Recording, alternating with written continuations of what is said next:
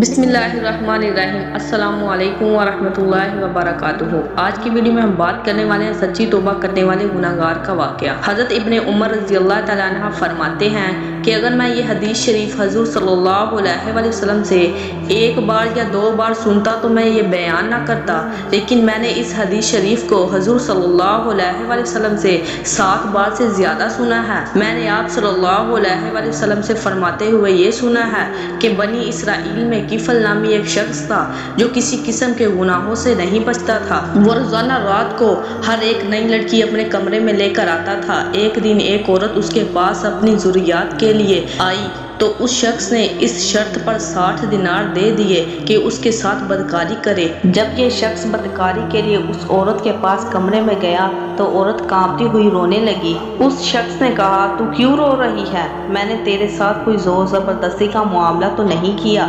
عورت نے کہا، ایسا تو کیا نہیں، لیکن میں نے زندگی میں ایسا عمل کبھی نہیں کیا، مگر آج سخت ضرورت نے مجھے اس کام پر مجبور کیا ہے۔ عورت کی بات سن کر کفل پر زبردست اثر ہوا اور کہا، اے بہن تو گھر واپس چلی جا اور میرے لیے دعا کرنا کہ میں اتنا بدکار ہوں، اللہ مجھے معاف فرمائے۔ اور یہ کہہ کر عورت کو چھوڑ دیا کہ اب میں اللہ کی نافرمانی کبھی نہیں کروں گا۔ اور جب عورت گھر واپس چلی گئی اسی رات کفل کا اچانک انتقال ہو گیا اور صبح کو اس کے دروازے پر یہ لکھا ہوا تھا، بے شک اللہ نے کفل کی مغفرت فرما دی ہے۔